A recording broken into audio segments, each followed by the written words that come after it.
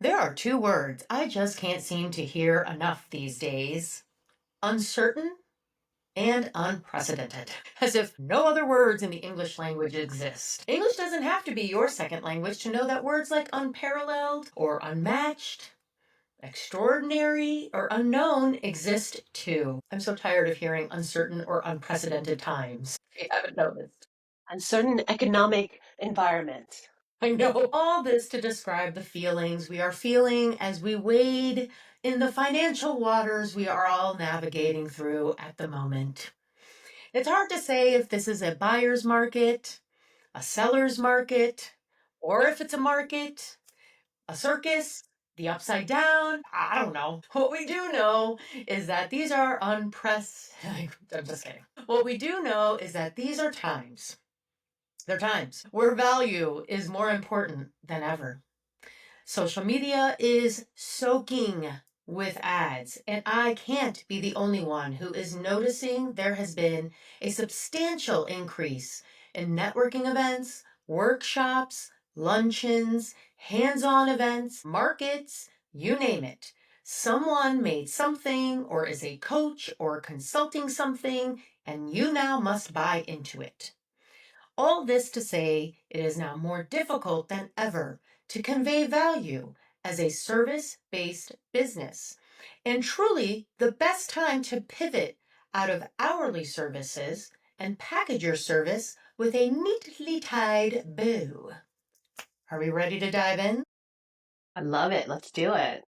Welcome to our show, The Business Behind Small Business. In every episode, we're diving into an area of what you need for a lasting business. We're going to drill down today into how to convey value and also how to build packages. We are your hosts, Savannah Stone, and Tiffany KO. no one gets to a million without getting a little dirty. I love saying that. I don't know why. It's like how to get away with murder. I can't say that television show Can without you saying that. say that without an accent?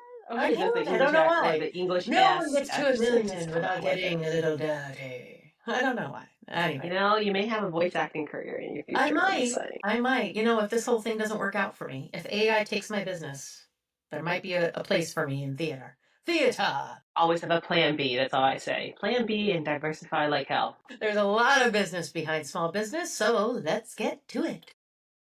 Let's talk about packages. Let's. But before we talk about packages, why don't we talk about value? How are we conveying value? What do you think, Tiffany? That's a good place to start, though, right? Service-based businesses. I think it's the toughest thing is, especially if you do your stuff remote and you need to Yeah, show up every day. Like right. really out of sight, out of mind is like a real danger to all like remote service-based Mm-hmm. businesses. So I think you got to get clever, right? Like I think like you may be like, oh, I'm doing such a good job. I know I'm doing so much for my client, but you got to put yourself in their shoes and see what they see. Mm-hmm. They were there. What did they see you doing? And is what you're doing really of value to them? It might be of value to you. So you and I were just talking about this, right? About how there's certain financial professionals in our field that gets incredibly geeked out over spreadsheets. I may be one of them. I have definitely spent hours perfecting a spreadsheet because I'm so in the zone and so in the flow, right? It doesn't happen often, but it does happen. And I'm the first to admire a beautifully put together spreadsheet.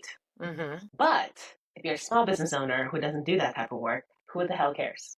Right. And I was the one telling you, I was like, I felt my brain cells melting while Yeah. while my brain cells were like, this is above my pay grade. I'm When not. somebody was showing you this miracle spreadsheet and all the Yes. different functions in it and how well it's tied together and how it has all this information. Mm-hmm. But if that information, one, isn't conveyed in a way that your client understands or cares about or needs, they really do not care about all of the tabs, pivot tables, lookup formulas you put in your spreadsheet. Like, just nobody cares. So you may think that's a lot of value. And there are some of us who appreciate that value, right? But as a customer, I can see why they're kind of like, and now what? It's like, so you spend all your time doing this. Am I paying for this by the hour, by the way? Mm-hmm. Yep. I agree. I agree. Like I paid you to do this. That's great. Yeah. I used to tell my staff all the time when I had my outsourced accounting company, and I'm like, do not ever bring up in a conversation to our clients about how much time and how hard it was for you to reconcile their bank accounts. Mhm. Nobody cares. Right. Right. Now, you and I both know in our world, in our world of what we do, like reconciling the bank account is actually a very key component, right? If you can't get that basic part right, a whole bunch of other things just doesn't work. But it Mhm. makes sense for you and I to talk about that stuff. Like, don't talk to a client about that because again, they find no value in it. Mhm. Yep, I agree. So, we ended up focusing, I feel like in my experience, a lot of it has to do with communication. Frequent touch points and then sending communication about things that is really useful to your clients. So if it is, just open communication, letting them know that if they're looking for a certain something, so let's just say that in our world they're looking for a financial reporting at a certain time because they want to see kind of how they did last month. We all know accountants do lagging indicators most of the time when they do these financial reports because you can't finish it until the month is over, right? So as quickly as you can shoot that out, that's what's important. So if a client is saying, hey, what's important to me is that I get to see my financial reports by the 7th of the month, right? Then really your value is keeping them up to date and letting them know by email or by call, or however you want to do it, is that one, are you going to be able to do it by the 7th? And two, if you can't do it by the 7th, because most of the time the client is holding you up because they're withholding information or forgetting to answer your email, letting them know and pinging them and annoying the heck out of them. I've had clients tell me so many times when I had my company that as much as our staff ping them and you would think that that's annoying as hell, they're like, we totally appreciate the reminder. Please Yeah. just keep bugging us until we get you what you need because we know that we're standing in the way and we appreciate the fact that you're kind of keeping us in line so that we can get to what we want. I would add to that the definition of the words that are coming out of your mouth. Tell me more. So, one of the things that I really enjoy doing is educating my clients in what I'm talking about because oftentimes they don't know what I'm saying. So, I can only speak to my industry, right? So, I remember being in a meeting with a client and I was talking to, he was in plumbing. He was a plumbing business. And I kept talking about the P&L, the P&L, the P&L. And eventually, and this was so many years ago. This was before I realized I really need to start defining the words that I'm talking about. And he was like, I don't understand why you are so fascinated with my parts and labor. And I was like, I was like, oh, no, that's not what I'm talking about. And that was when I realized, And loss is yeah, what you were talking about. exactly. And he So kept that's hearing when I was parts and like, labor. let's back up.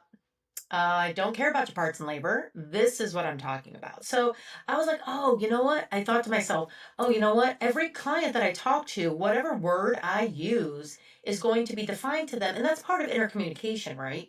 Any word that I use might mean something different to them. So P&L to me means profit and loss. P&L to him means parts and labor. So every client I start off with, okay, these are the words that I'm going to use when we have conversations. These are what these things mean. This is what an asset is. This is what a liability is. And so when I'm showing you your balance sheet, this is the reason why I'm showing you your balance sheet. When we're talking about your net profit, this is the reason why I'm showing you your net profit. So, and obviously I'm talking from an accounting point of view, but if you're in a service-based industry, let's say you're in marketing, you're going to show a client the reason Open why, rates, click rates, yeah, click rates. website visitor numbers, Exactly. things like What's that. the reason You behind guys, that? yeah. And you're going to want to explain to them the reason why things take a long time or what trending means and like all of that. Or if you're in the wellness industry, you want to explain to them the reason why X, Y, and Z. You know, for a client, that to me is a lot of value because you are valuing their understanding of things and intercommunication, I don't feel gets valued enough. Yeah, I mean, I would actually add to that and put another level on it is that when you communicate the whys, well, so one is clear communication and having good intercommunication really is a value in a sense that you're making it easy for them to do business with you, Yes. right? Nobody wants to sit there and hear a whole bunch of technical mumbo jumbo Mm-hmm. um, for like 30 minutes because one, now you're just wasting their time. And then two, like, they have no idea what you're talking about. So who Right. cares, right? So there's that. But I think the next level I would add to that is, communicate clearly, explain whys, but always in the context of the goal of your client. Right. What is your client trying to do? Right? If they're, let's say, for example, their goal is, I need to go to the bank to be able to get a loan to be able to fund my company. And that's the reason why they're working with you as a bookkeeper, because they're trying to get this loan. And the bank says, hey, your financials are upside down. They're all over the place. Like, we need you to clean this up before we can even consider you, right? In that situation, let's just say you're sitting there, you're explaining to them what the P&L, profit and loss is, not parts and labor, right? Which is a common mistake. I always say that. Like sometimes when you say P&Ls, I was like, yeah, I'm sure that sounds like 10 million other things. And you can tell when somebody's like, what the hell is a P&L, Right, right? right. Anyways, so let's say you're spending time, you're explaining to them what a P&L is and stuff like that. But which is important, right? But then at the end of the day, that is also something that is important, but a little bit less important when it comes to getting a loan at the bank. What the bank want to look at is they want to look at what's on your balance sheet, right? They want to look at your accounts receivable, they want to look at your accounts payable, they want to look at what your, liquidity ratio is. They want to look at these things that are all on your balance sheet. So as the service provider, you should be explaining why the P&L is important, but more so, you should be explaining even more so what the balance sheet is important and steer the customer to actually look at their balance sheet, knowing what their end goal is. And now the Mhm. conversation is now tied to what their end goal is, and now you're creating value. So to me, the definition of value or the driver of value is emotion. And the driver of a sale is emotion, right? So, and I have this conversation with people all the time, whether or not they're my client. I give people unsolicited advice, whether they want it or not. And it's great. It's great. I am that woman that just talks to you whether you're trying to walk away from me or not. And this is the first time we're the opposite of each other. I am the complete opposite. I've learned to shut my trap and never give unsolicited advice. So unless somebody asks me, just you got to let them ride. Yeah, well, nope, I just keep on talking. But anyway, I actually just, was it yesterday, I think? Yesterday or the day before, I was just saying, if you want to understand what your value is, you have to understand what kind of an emotion you are evoking in a person. What kind of an emotion is your service evoking in a person? Is it stress that you're releasing from a person? Is it anger you're releasing from a person? Is it passion that you're invoking in a person? Like, what is it that you're invoking in a person? Because whatever that is, that's what you have to bring to the forefront and remind that person in order for them to see your value. And I'll give you an example, and I use this example all the flipping time. I always use Tiffany's. I always use Anthropologie. I always use because everyone is familiar with them. Mm-hmm. Anytime you walk into an Anthropologie, they give you all the senses. They give you all the senses, right? It smells really good in there. It looks beautiful in there. They hit all of your senses. You know what to expect when you walk in. It's very expensive products, but they have a way of making you want to be a part of the Anthropology experience, right? But it's product. You can touch it. It's tactile, right? You can touch it, you can feel it, you can smell it, but you can't do that with a service-based business. So, what do? You have to invoke an emotion. What kind of an emotion are you going to invoke in a person in order for them to feel your value? Do you agree? Agree or disagree? I'm just trying to process it in my head. Okay, same thing with Tiffany's. You walk into Tiffany's. What is it about that specific blue, green, I don't know what color it is, box? You walk into a Tiffany's, and Tiffany's has done this, right?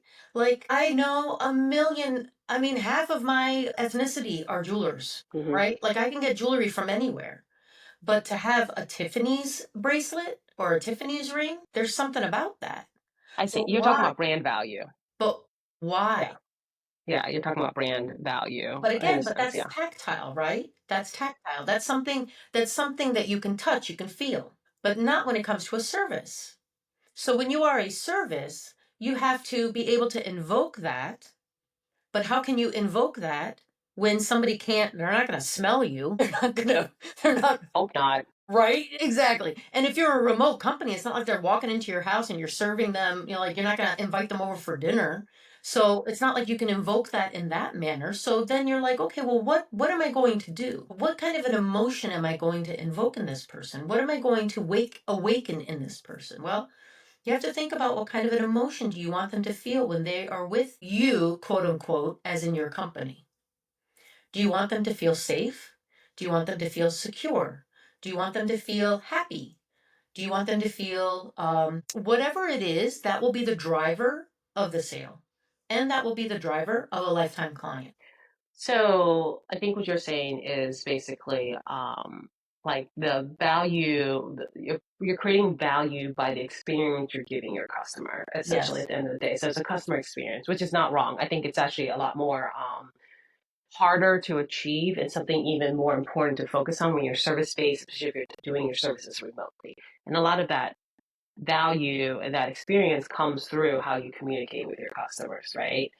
And what that's going to look like. So it's not even just, it's actually a little bit, it's definitely beyond just brand value. We're talking about just your interaction with a customer. And it is something that services need to think about, service-based companies need to think about. It doesn't get thought about that often, which is why you get a lot of people who, like in our field, who are very technical people, Mm-hmm. whether it's in finance, whether it's in any, even marketing people do this all the time. I'm just can't tell you the number of marketing conversations I've been in recently. For some reason, I'm sitting there going, I actually, you know what, do not care about all the technical stuff behind the scenes, Yeah. right? I just Yeah. want to know, like, how are you gonna how are you gonna increase like 3x the phone calls I'm getting from people Yeah. who's looking for my or our client service online, right?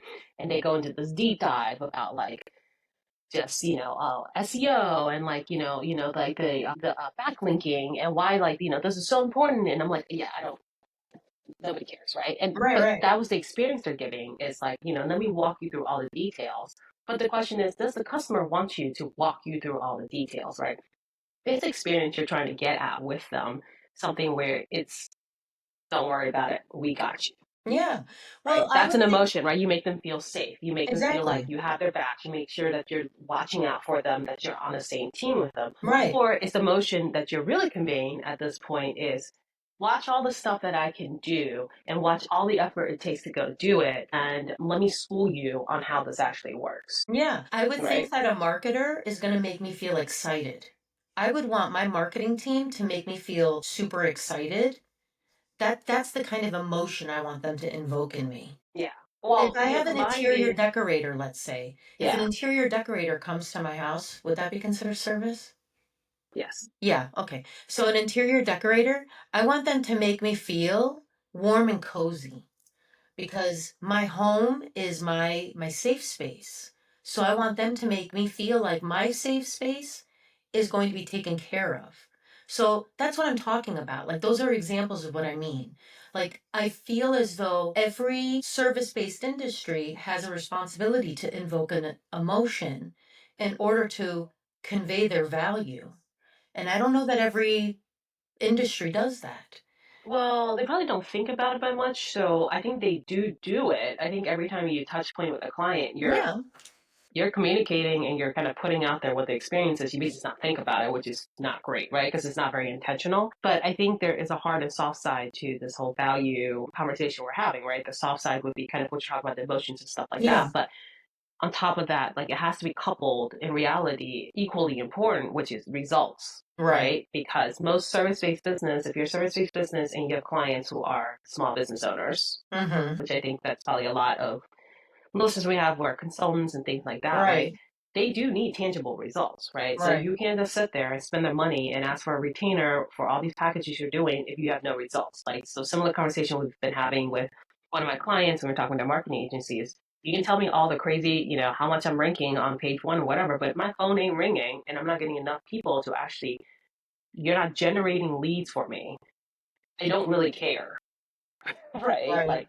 Like I can't have one without the other. Like I need to have both, right? But then again, there's some things to be said that if you can generate results, I may be able to overlook some of the softer side. But to be quite honest, it's also be really easy to steal my business because I find somebody else who can deliver that result and I actually like working with them. It doesn't feel like I'm going to the dentist every time I'm on the phone with them. I'm going to switch as soon as I can, right? So you kind of have to have both in order to kind of keep your client with you, which again translates to what is the value you're bringing to the table. So speaking of dentists, Really? I thought you were going to be like, speaking of packages. We'll get Segue to packages time. after we speak about dentists. Okay. I promise. I promise there's a connection. Well, my next point was going to be that another way that in which you could bring value is to have a connection to your clients. But I understand if you have a whole lot of clients, it's really difficult to have a personal relationship with every one of your clients, right? Like, that's nearly impossible to do. And this is what brings me to my dentist. My dentist is very popular. You can see why, because this man will make you feel like the most special person in the world when he gives you his 20 minutes of time, right? He has a lot of clients or a lot of patients, whole lot of patients. But when you're his patient, he makes you feel like you're the only patient he has. So if you have a business, this is another way in which you bring value. When you have a business with not a whole lot of clients, maybe you have a manageable amount of clients. Make your clients feel very special by touch points. Send them a card, maybe, shoot them an email, maybe give them a call, take them out for coffee, whatever it is that you feel you need to do or your time allows you to do. But whatever it is, make it scalable. And then from there, when you have so many clients that you just can't handle any more than that, don't take yourself away from it because you never want your clients to feel like they're a number. The moment that disconnection happens, and I'm speaking from experience, the moment the disconnection happens and there is no emotional tie left, there won't be a reason for them to stay with you anymore once they feel dissatisfied. Well, I think that goes into, and this is a whole other episode to speak about, right? And again, for anybody who has a service-based business, like you need to hone in. And I know this is hard, and I'm doing this with my clients, which is why I tell you, I know this is hard, but you have to track your customer journey. You have to track your customer experience. From the moment that your prospect, when the customer was just a lead or just a prospect, all the way through when they buy from you, and all the way through when they stay with you for the 1 year, 2 years, 3 years, what does that experience looks like, and then you can intentionally make sure that they're getting the same experience that they started with all throughout, right? But that is a really difficult thing to do, but so worthwhile when you have that clarity. But again, something that service-based businesses don't think about very much, but is so much more key because again, we don't have something tangible for somebody to walk in, like their experience is their value at this point with you, right? So on top of that, the results plus the experience is really what's going to really convey your value as a service-based business at the end of the day. Yep, absolutely. And now we can talk about packages. Okay, so let's talk about packages. Where to begin? All right, Okay. so I'm a big fan of packaging services. I really am. Um, yeah. yeah. So many moons ago, you had I should make this confession. I'm making a confession right now. Um, don't try to stop me. Many moons ago, I had a conversation with you and you said, go packages, do it. You'll never regret it. I went packages, I got scared, and then I stopped doing packages. And you said, you're going to regret it. And I said, I know. And then I regretted it. Now I'm going back to packages. Conversation I don't recall having, but this is good. No, it's great. I don't know how many Hail Marys that I need. But yeah, this is my confession. Okay. Uh, Nobody will hear you. I will not tell a soul. thanks. Thanks. Keep it to yourself.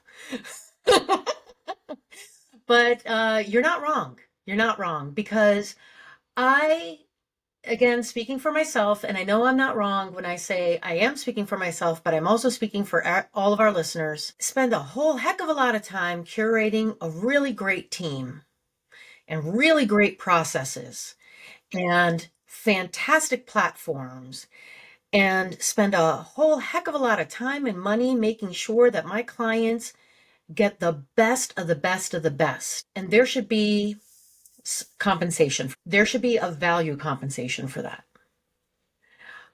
There, long time ago, there was a really fun reel or video or whatever it was. This woman who was made a fun song about, I made this thing, and you're not paying because for the thing that I made, you're paying for the time that I put into making this thing. It was a long time. I'm gonna have to find it. It was Really? really What cool. she said? Yeah, she said it was like a scarf that she had made or something like I don't remember what it was. Hopefully somebody else remembers what I was talking about. No, I'm gonna have to look for it. Okay. I was But like, I'm gonna have to be highly critical of that statement or whatever she just made. no, it was pretty cool. But what she meant was like you're not paying for you're not paying $10 for a scarf. You're paying whatever it was, $100 for the scarf. You're paying $100 for the time it took me to make the scarf, the material for the scarf, the blah blah blah for the scarf. Like that's what she was talking about. Ooh. So the value of the scarf is what I'm she still was. highly critical of that of her All right, thing. fine. Maybe that's a bad Yes, I'm example. probably about to be canceled by saying so. So Maybe. I don't know. I don't know. But no, I mean, she's not wrong in the sense that it's not the scarf itself, right? She just kind of went a different direction. I would have thought she would have said, you're not paying for the scarf. It's not the time I put in the scarf, but you're paying for the confidence of the scarf that you wear when you walk into the room, or you're paying for this unique color of the scarf that your friends, other people cannot get, or like how warm it's going to keep you if you went to like, North Pole or something And like she that. might have said something like that. I don't I just know. was surprised that she went back and talked about the time because if you go anywhere about the time, like, yes, is it valuable? Sure, but I don't Nah, know. I think she Feel talked about the expertise it took to make it. okay. So if you're talking about the experience, that makes That's sense. what I think that's what she was talking about. I Okay. don't think it was a scarf. It was something else. I think or maybe it was a painting or something like that. Whatever it was.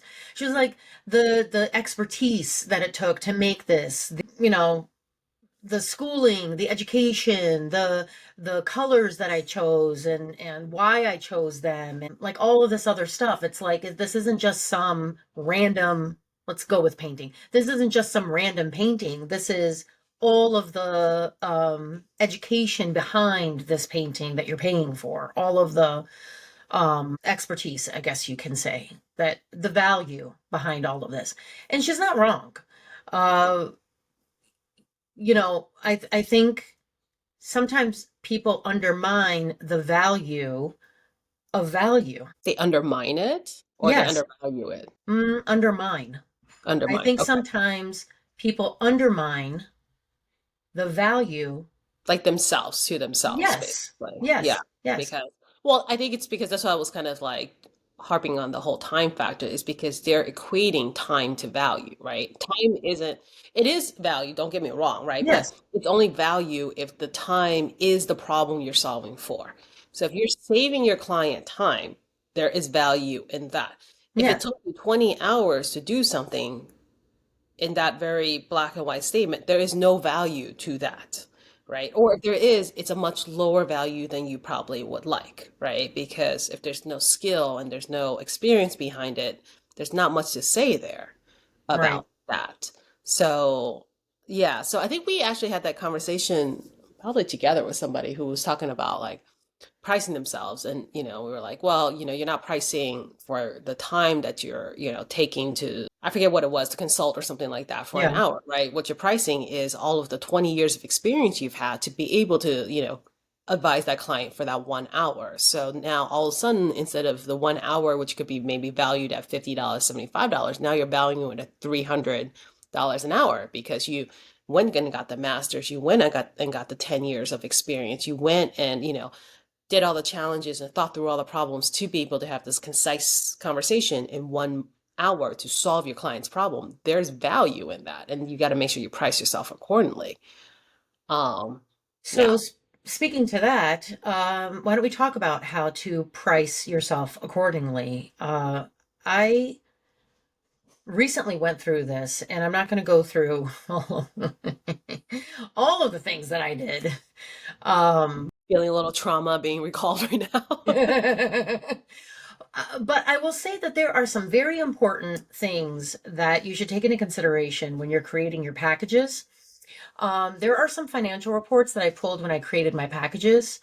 And I also pulled some reports to get a sense of what my overall year was going to look like. Um, Now, mind you, some of the reports that I pulled are more of the kind of reports that a CFO would pull. So I'm not saying that everybody should be pulling these. And if you have a CFO, um, then maybe work together with them to put together your packages. And if you don't have a CFO, then maybe Google some of this. But you definitely want to factor in your G&A, which is going to be your general and administrative expenses, because I don't think that people take that into consideration when they're creating their packages. Because there's ancillary expenses that come into play when you're doing your work. It's not just the actual physical work that you're doing, right? Um, and Tiffany, stop me whenever you think that there's something I'm saying that's incorrect, or you feel like there's something wrong with what I say. But you do need to factor in some level of operating expenses. Excuse me. So if there are certain platforms that you have to use, if there's certain products that you have to use, if there's certain tools that you have to use, you're going to have to factor in the cost of those in your packages as well, if you're not factoring them in some other form or fashion. Yeah. Yeah. um I personally ran reports on cash runway, uh my receivables aging, my margin by service, what my net income trend was, and my labor to revenue ratio. And I did that because I wanted to know what it was going to look like switching all of my clients from hourly to package. How was it going to affect? Was it going to negatively affect, or was there going to be any effect to my cash runway? Meaning how much money would I have to work with to float while switching everyone over? Also wanted to know, because I offer different types of services, how to calculate each of my clients, because right now I charge them by the hour, by the service. When I package them, well, what percentage of each service are they currently using? So I know how to grandfather them, if you will, grandfather them. But then those new clients, how do I create a package with those services? Because there's accounting, there's bookkeeping, I have admin as well. So how do I create a package that's fair and also takes all of them into consideration and percentages them out appropriately? So if you're offering more than one kind of service, you want to make sure that you percentage them out correctly. The ratios are right. Right. So I think getting into the details of how to create those packages, if our listeners are interested, we can totally do a whole other episode about that, right? So there's a couple approaches you can take Mm-hmm. to figure out what works. Just kind of taking a step back to talk about packages. So there's two things. One, there's packages, and then the other thing is how you price those, right? So you can still have hourly priced packages and you can have value price packages. So value price being like flat rate or something like that. That's a little bit Yes. easier to understand, right? But the whole idea about having a package is you are the expert in your field. You should know what the client needs to get to where they want to be. So if you create a package, it's just a lot easier for a client to be able to choose what they want to buy without having 50 different options because they're Absolutely. not the experts, right? They can't tell you that I need A, B, C, and D in order to get to where I want to be. They're looking to you to do that. And if you can simplify it into a package, into something that is one, also very marketable, two, it just makes the buying decision a lot easier. So why do people offer three options? Well, there's a reason for the three options. Psychologically, there's a whole thing behind it that if you give Yes. them three options, most likely they're going to pick the middle option because then they anchor their pricing, yada, yada, yada. But also you simplify the choices. And especially if you work with small business owners, we all know decision fatigue is a real damn thing. Yes, it is. And it's too much information. So if you simplify it, I'm more likely to buy as long as I know that your packages speak to the problem I am trying to solve by hiring you. Which is why if you simplify the process, you shorten the sales cycle, which means guess what? You can now sell more to more people. And And I that's will the say, idea. yeah, and I will say to that if you do have variables, like in my situation, I do have variables, you can always create add-on services. You Uh, can. You can always have a menu of ad hoc, right? But then here's the thing. This is why there is this beauty when you package stuff, right? Because especially if you have different like revenue lines, whatever the case may be. Not only is it simpler to your client, it is simpler for your staff to understand what exactly they need to deliver, because you're not giving a client a way to package what their services are in 50 different ways. And now your employees have to go remember and say, oh, okay, client A needs B, C, and D, client B needs A, B, and C. Like it just becomes really hard to keep up with all of that. So again, Yeah, you're simplifying things for clients, simplifying things for your staff and your employees. It just all around holistically just makes things easier for everybody. But absolutely. not going to lie, just like you did, creating those packages, it's you got to really think through it, right? Because Yes. you need to figure out what variables work together to solve the problem, and then you can simplify and kind of like contain it within a three option world. Hmm. Yep. Right. And that sounds simple, but it is not easy to do. But once you have it, you'll see that I know that for my business, once I had it, I was able to sell so much quicker. And I was like, oh, thank goodness. Because they just looked at it, they got what I was saying, they picked the option, we're done. Sign me up. Good. And my staff knew exactly what they needed to do because I had trained them on what each of the three options meant. So if client chose B, this is A, B, and C. This is how we set them up. Managers knew what to do. Like it was just a beauty to watch when it all Yeah. clicked together. Yeah, it makes it a lot easier to kind of like push the button, go, push the button, Yeah. go, push the button, go. This is what we want in small businesses, especially if you're an owner who's trying to alleviate yourself out of the sales position, because that's all we end up defaulting to, right? Because typically you can hire out for everything out. The last position you hire out is the sales. And then from that, the second I feel like challenge and door that you have to get through is how you're going to price it. Are you going to do a fixed rate, or are you going to do an hourly rate in which you kind of calculate and accumulate, and that becomes the pricing, right? Well, so you tell me, or you tell us, what do you think is a better option? I mean, there are options where you could say up to up to 10 hours of service or up to There is no one option is wrong or right, to be quite honest, because so it also depends on how much risk you want to take, right? If you go the hourly rate and you accumulate that, the risk is on the client. If you go the fixed rate, the risk is on you because you need to make sure that you're controlling your costs. Otherwise, if your employees are paid by the hour or they're salaried and they're all over the place, they can easily turn your margins upside down because they went overboard and spent way more effort than you thought you would be paying for that, right? So that's where, um, honestly, if it's of an interest, it's a whole other episode for us to kind of go down that hole of like, how do you figure out what works for you instead? But, pricing in general, I feel like it's not just a cost buildup, which is what most people do. Is they are like, well, how much do my people cost me? How does my G&A cost me? Which is not a bad way to do it either, and that's a safe way. That should be your bottom. Like that's your cost buildup. That's my bottom. Add a margin to it. I should not go lower than this. And the rest of it is really opportunity. So you can't just look at what your cost is. You also want to look at, well, what's the opportunity and what are the alternatives my customer can go and buy from, right? So I remember one of the things I did is, yes, I did a cost build up to make sure that whatever I'm offering, and this is when I was like trying to figure out what the pricing is. I would do the cost build up, that'll be my bottom line. And then I thought about the client and was going, okay, if they didn't hire us, what are their alternatives? Well, the alternatives is they hire somebody full time that they need to train, that they need to manage, that need to offer benefits to, right? Or they can go hire another outsource outfit, alternative there too.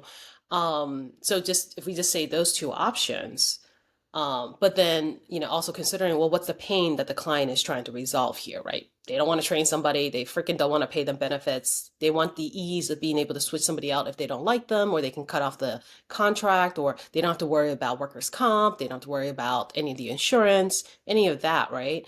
So, I mean, oftentimes I threw out the cost buildup as the bottom price, and I went for the max, depending that I'm going to compare myself to them hiring somebody full time, even though we're part time, we're outsourced, right? But I'm going to charge that amount because guess what? They'll look at the two and be like, well, yeah, but I mean, it's a no brainer. I'd rather hire you guys because I don't have to deal with an employee, right? Well, mind you, I probably increased the price and then some because let's just be honest, why yeah, not? yeah, yeah.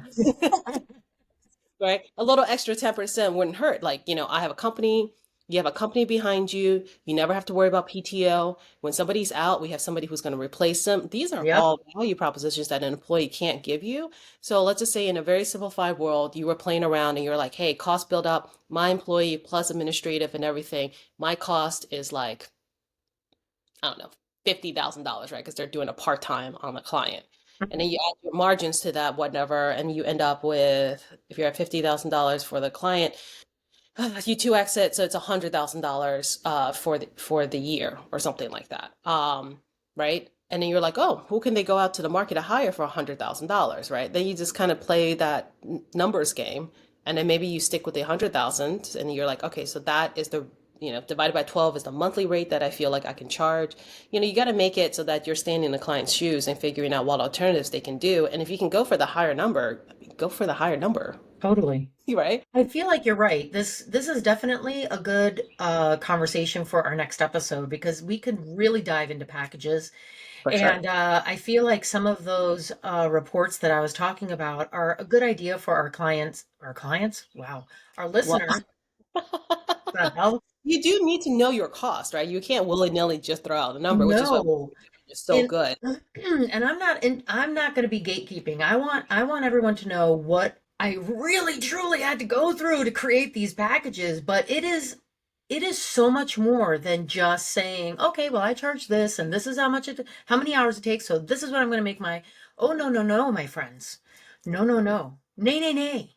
It is so much more than that. I pulled 50 different types of reports. I cross-tracked and cross-did and I calculated and I formulated. I felt like a mad scientist with my vials of things. I was because and I believe me when I say I kept having to go back to square one and back to step one and back to step one because it took a lot of calculations for me to make sure that I found packages that would not screw me, would not screw my staff, and would not screw my clients, and would be easy to follow, easy to understand, easy to train. Because if I'm going to do this, I'm going to do it once and I'm going to do it never again. Like, this is it. So you want to take the time. And so I think it's a good idea for us to do that with our next episode. Let's dive into it. Well, let us know when if you want, part two. Yeah. All right. Well, this has been fantastic. And I am so excited for our next episode. And we are into season 5. And so Well, hit the thumbs up, the like button, 5 stars, whatever. If we absolutely. get a lot Please of hit, if we get a lot of responses to this episode, that'll be our way to know, absolutely. hey, we can do another one to really kind of dive into the details of how, one, how do you create the packages, and two, how do you price those packages, right? And kind of And help walk you through that. absolutely. And if you have any comments, questions, anything, we are more than happy to do a shout out during an episode. So, all of our shows are on your preferred podcast platform, social media, and YouTube. We'd love for you to also share our episodes. And if we have any links, where there will always be posted below. And until next time, mind the business behind your small business because all great successes start small. Bye.